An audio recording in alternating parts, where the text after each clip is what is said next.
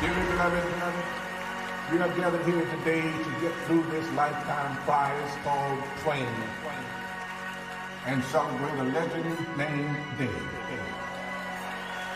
Electric word, legend. It means you're remembered forever, and that's a mighty long time. But I'm here to tell you that tonight is more than a celebration of what this legend has done. It is to rejoice in what he is doing and to acknowledge that for Dave, the best is yet to come. Now, boys and girls, ladies and gentlemen, in the immortal words of Mark Twain, let's go fucking crazy! From Dave's alma mater, the Duke Ellington School of the Arts, Chopin!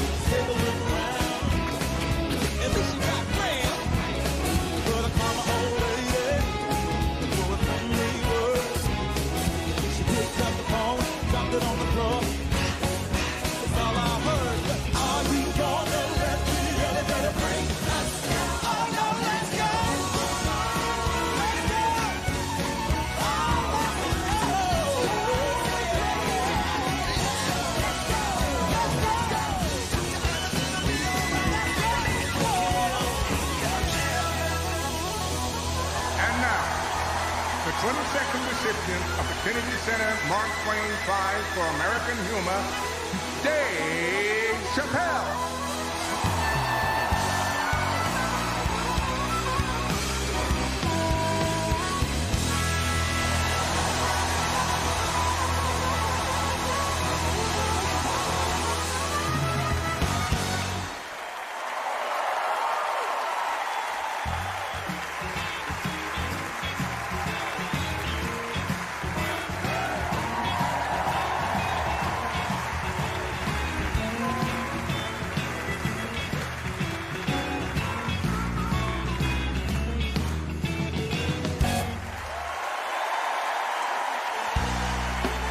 Everybody, no more sleeping in bed, no more backward thinking, time for thinking ahead.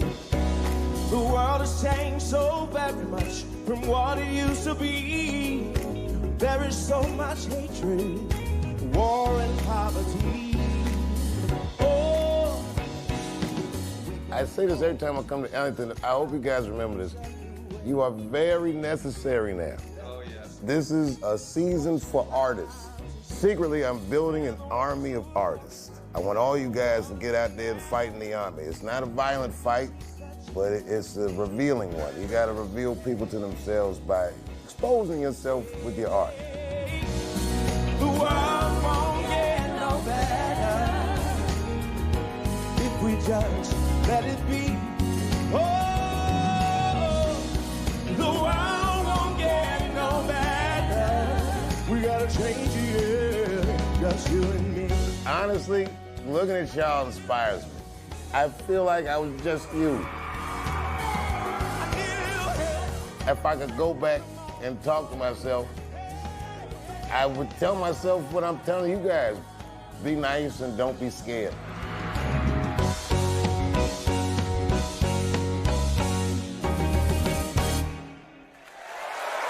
Thank you. The Mark Twain Prize was created in honor of a great satirist and irreverent observer of the world in which he lived. In honoring Dave Chappelle this evening with the Mark Twain Prize, we are honoring a comedian at the top of his game, someone who already has a lifetime of achievement behind him, but promises to have another lifetime in the coming decades. And for these reasons, the Kennedy Center is proud to present Dave Chappelle with the nation's highest comedic award, the Kennedy Center Mark Twain Prize.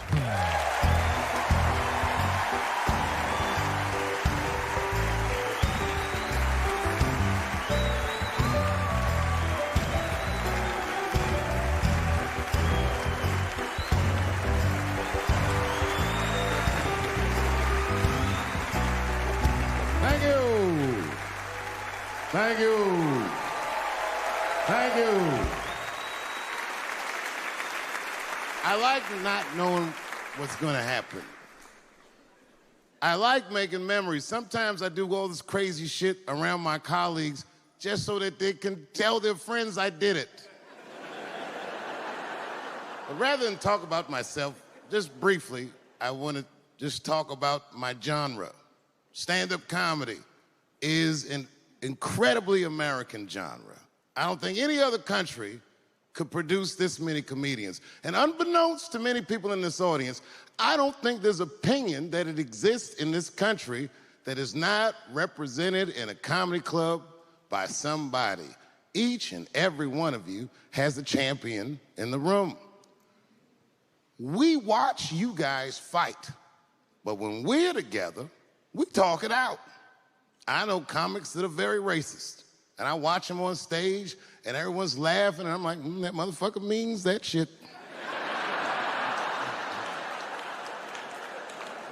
Don't get mad at them, don't hate them. We go upstairs and have a beer, and sometimes I even appreciate the artistry that they paint their racist opinions with. Man, it's not that serious. The First Amendment is first for a reason. The Second Amendment is just in case the first one doesn't work out. We gotta let some air out of the ball, man. The country's getting a little tight. It doesn't feel like it's ever felt in my lifetime. So tonight, I am honored that my colleagues are here in comedy and in music.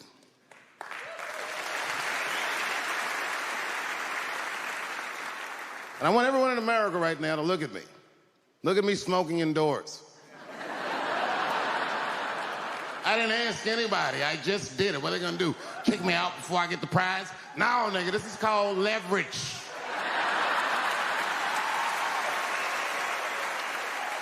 The thing that I liked best about tonight was that I saw so many people from different parts of my life, like friends that I grew up with here in DC, friends of mine from Ohio then and now, friends of mine from comedy clubs, all the fucking musicians that blew my mind. You guys have no idea how you inspired me. I want to give a special shout out to my OG, Tony Woods. Miles Davis has a quote. It's one of my favorite. Miles Davis said so much cool shit, but one of the things he said I always loved, he said, it took me years to learn how to play like myself. You know, he would watch other musicians and he would try to play like Dizzy or Bird or all the guys who were great. Tony Woods was my Dizzy and Bird if I was a Miles. I was trying to play like you. You were the first person I ever saw do it absolutely right. You were fearless and you told the truth. There's something so true about this genre, when done correctly, that I will fight anybody that gets a true practitioner of this art form's way, because I know you're wrong. This is the truth. And you are obstructing it. I'm not talking about the content, I'm talking about the art form. Do you understand? Do we have an agreement? And what I really wanted to say tonight, and I'm glad I get the platform to do it, I'm gay. I am gay, and I can't wait to see what this does for my career, being gay like this. So many special shout-outs. One of the main architects of the comeback of the century, my brother and my mentor, the mighty Stan Lathan. I never dreamed that I would be able to work with someone as great as you. These last 5 specials, straight fire. I wouldn't want to do another special with anybody else but you. So eat your motherfucking vegetables and live as long as you can, because we doing a few more of these bitches. Neil Brennan, your speech made me cry, because it reminded me of all those hard days of work and all that money I never got for it. The other real special shout out I gotta make, because none of this would have been possible on any level without this person, is my mother. Mom. My mother. Mom. You have no idea what I put this woman through. If you had just given birth to me, that would have been more than enough. But the fact that she raised me and raised me well, we had a real oral tradition in our house. I knew the word griot when I was a little boy. A griot was a person in Africa who was charged with keeping the stories of the village. Everyone would tell a griot the stories, and they would remember them all so that they could tell future generations. And when they got old, they'd tell them to someone else. And they say in Africa, when a griot dies, it's like a library was burnt down.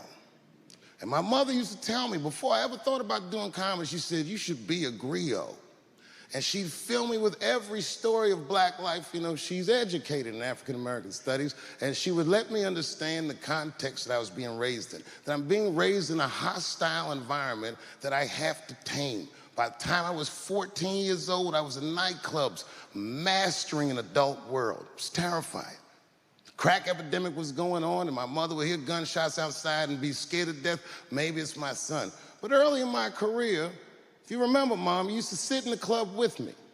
She'd do a full day of work. You'd be back there falling asleep, just waiting for me to go on. She would watch my show every night. Do you know how long that car ride is home?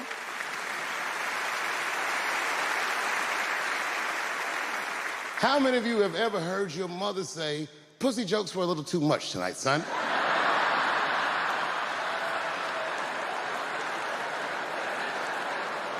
I was a soft kid. I was sensitive, I'd cry easy, and I would be scared to fist fight. And my mother used to tell me this thing, I don't even know if you remember, but you said this to me more than once. You said, son, sometimes you have to be a lion so you can be the lamb you really are. I talk this shit like a lion. I'm not afraid of any of you. When it comes word to word, I will gab with the best of them, just so I can chill and be me. And that's why I love my art form, because I understand every practitioner of it. Whether I agree with them or not, I know where they're coming from. They want to be heard. They got something to say. There's something they notice. They just want to be understood. Love this genre. It saved my life. So tonight, Mom, I would like to honor you in a very special way that I cannot do on my own. But because now I'm a man with great and influential friends, I'd like to ask my man Thundercat to come out on the stage. Thundercat, the Mighty Most Def. Washington, D.C., thank you very much for giving me a home and a place to start. Today is officially Dave Chappelle Day in Washington, D.C. The mayor declared it last night. So, in the future, on Dave Chappelle Day, I ask everyone who wishes to celebrate it to make one incredible memory for themselves and or somebody else. Thank you very much. Good night.